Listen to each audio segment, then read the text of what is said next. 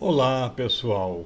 Meu nome é Mário Frigeri, sou poeta e escritor e estou convidando vocês para os meus momentos de poesia no YouTube. Serão mais de 100 poemas e mensagens, meus e de outros poetas, interpretados com muito carinho para iluminar o seu coração. Venham comigo. A mensagem de hoje intitula-se Brasil sem aborto e faz parte de uma entrevista mais ampla concedida por mim à jornalista Érica Silveira, assessora de imprensa da Fundação Espírita André Luiz, e publicada na revista digital Difusão FEAL, da instituição. A entrevista é constituída de 13 perguntas. Destacaremos neste vídeo apenas o tópico referente ao aborto, reservando as demais questões para vídeos futuros. Apenas para esclarecer, empregaremos como sinônimas tanto as palavras discriminar e descriminalizar, quanto as palavras aborto e abortamento. Esclarecemos também que, segundo os princípios espirituais e filosóficos que adotamos, existem na criança em gestação dois elementos: o espírito, que procede de Deus, e o corpo, que procede do pai e da mãe. A união dos dois é que gera o homem. Vamos agora à pergunta.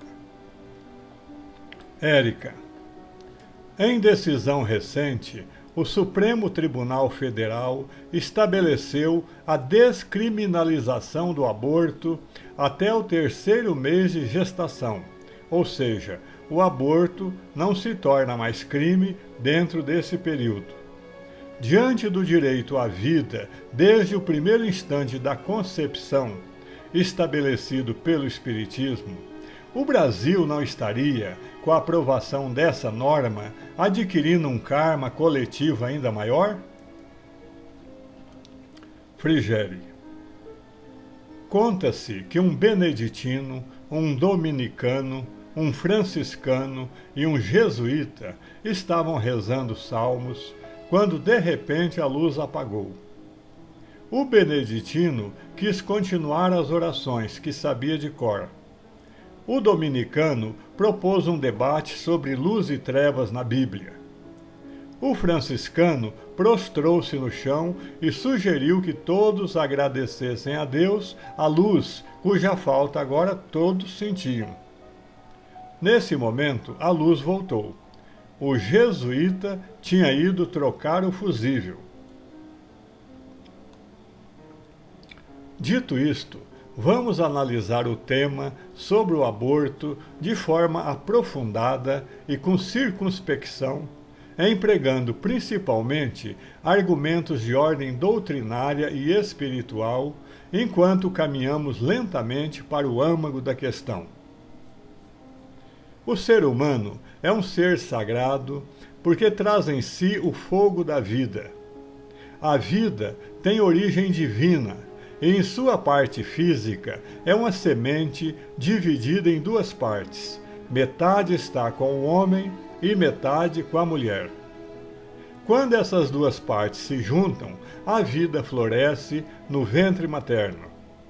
Ambos, homem e mulher, são sagrados aos olhos de Deus. A mulher, porém, é mais sagrada que o homem, porque, além de contribuir com metade da semente da vida, é ela que a torna viável. Nessa câmara de materialização chamada útero, essa semente levará 9 meses para se transformar em homem. A vida do nascituro também é sagrada. O surgimento do embrião humano é um compromisso entre o pai, a mãe e Deus. Mas, acima de tudo, é um compromisso entre a mulher e Deus. E se a mulher for agnóstica ou ateia, o compromisso será entre a mulher e sua consciência. Se dependesse só de Deus, o embrião fatalmente se tornaria homem. mas Deus é apenas um parceiro nesse contrato sublime. Ele também depende da concordância da mulher, que em última instância é quem decide se o embrião vingará ou não. E Deus respeita a decisão da mulher.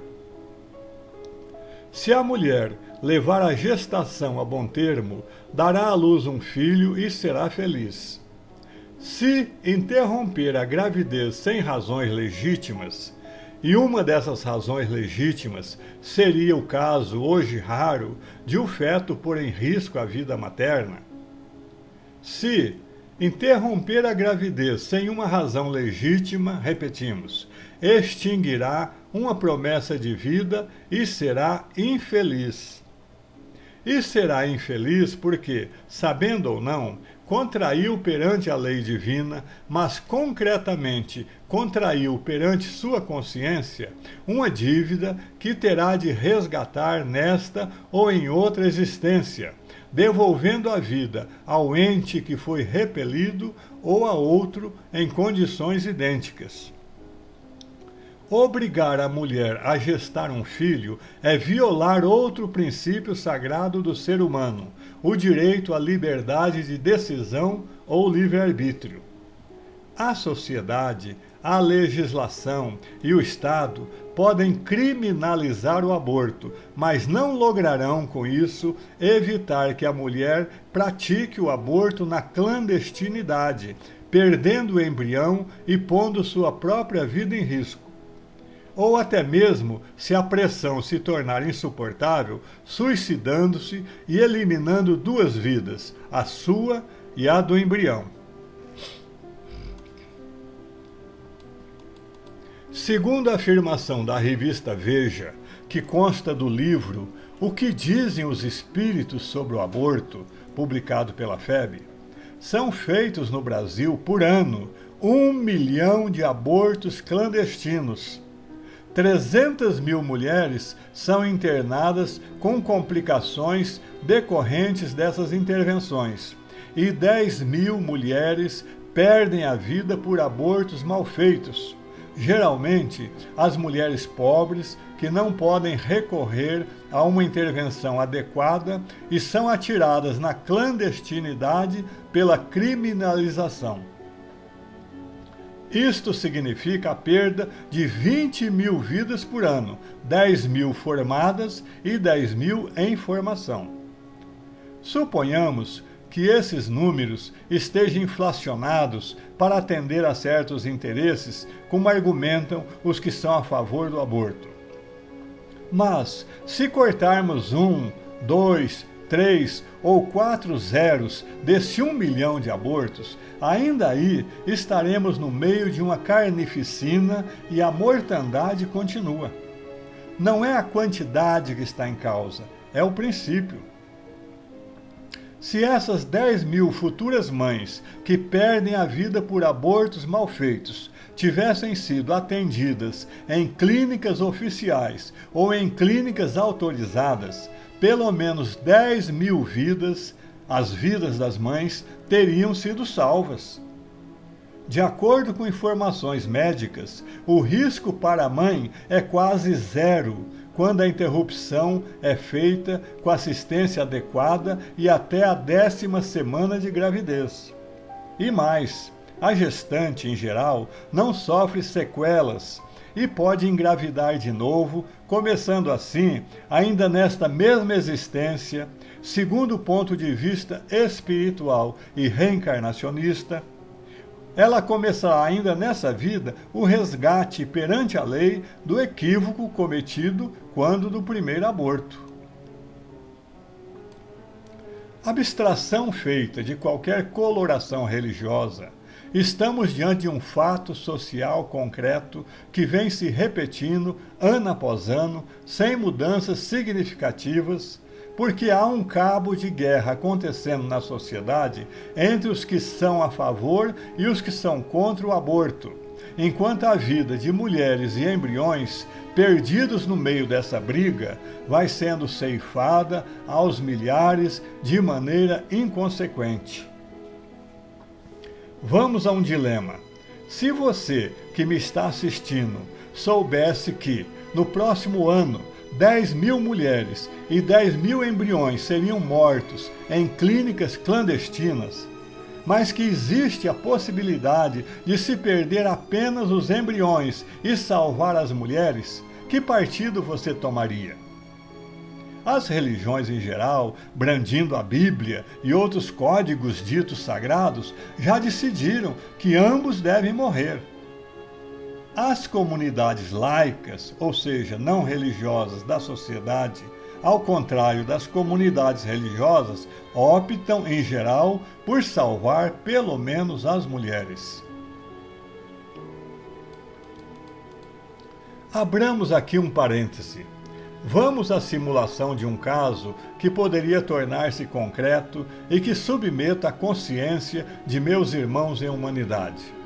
Suponhamos que você, que me ouve, tivesse uma filha ou uma irmã solteira que se engravidasse e não quisesse de forma nenhuma gestar esse filho, ameaçando até mesmo matar-se caso fosse contrariada em sua decisão, apesar de todo o aconselhamento fraterno que lhe fosse dispensado para evitar essa tragédia.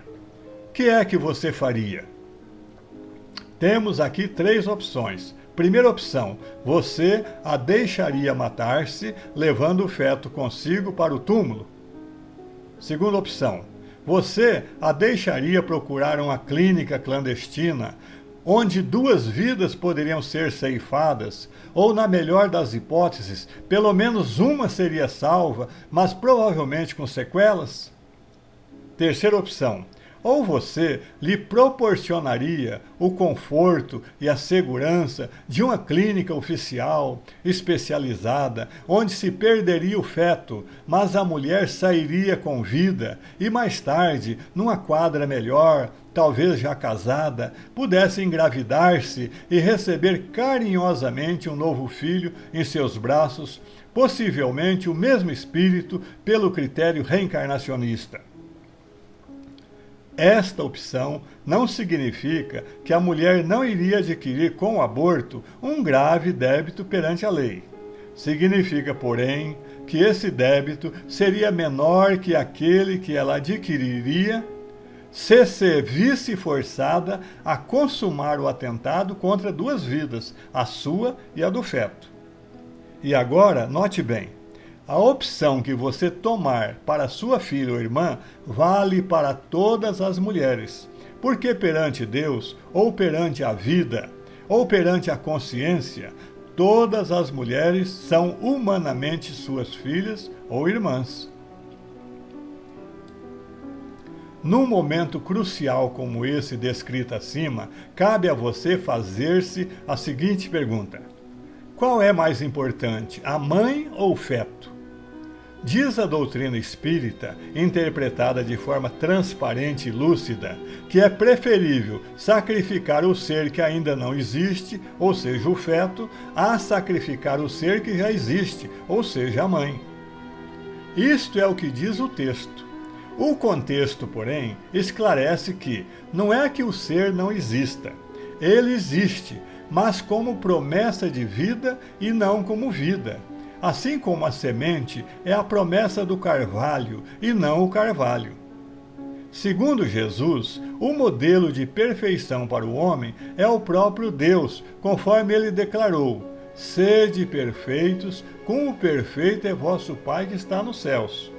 Ora, se Deus sempre dá uma segunda chance aos que se equivocam no caminho, por que os homens não deveriam dar uma segunda chance também às gestantes que se negam terminantemente a ser mães? Fechamos o parêntese. Ninguém em sã consciência ou que conheça a lei divina pode ser favorável ao aborto. Mas, se fizer oposição ao aborto, deve fazê-la com razoabilidade e com bom senso. As religiões estão certas em lutar pela preservação da vida, mas estão evidentemente equivocadas em defendê-la da forma radical como fazem e com uma falta de sensibilidade que assombra. Sua estratégia equivocada, vamos repetir a palavra, visa a uma vitória total desde a primeira batalha, o que é inviável. Agindo assim, acabam por fortalecer os inimigos da própria vida que elas defendem. Eu proponho aqui uma vitória segmentada, conquistada através de pacientes etapas.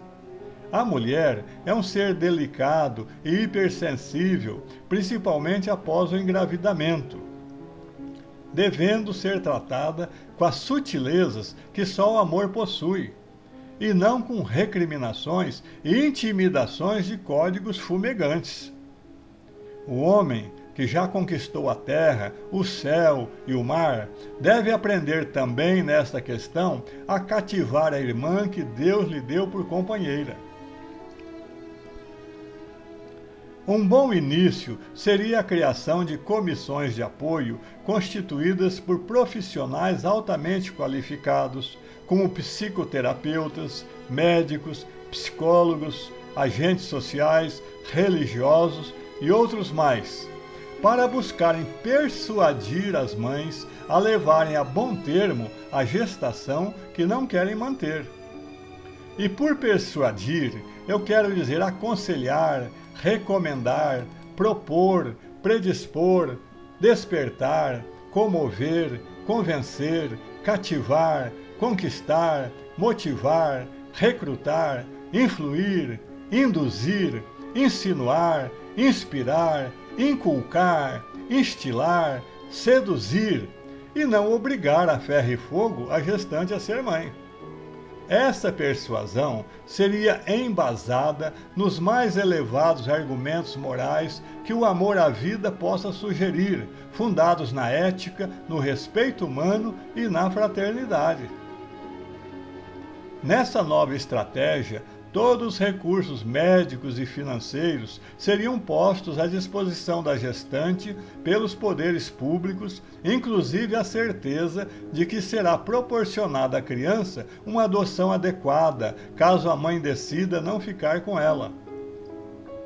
Poderia ser concedida também à futura mamãe uma jornada de reflexão de alguns dias ou semanas para que possa pensar maduramente sobre o assunto e evitar arrependimentos posteriores.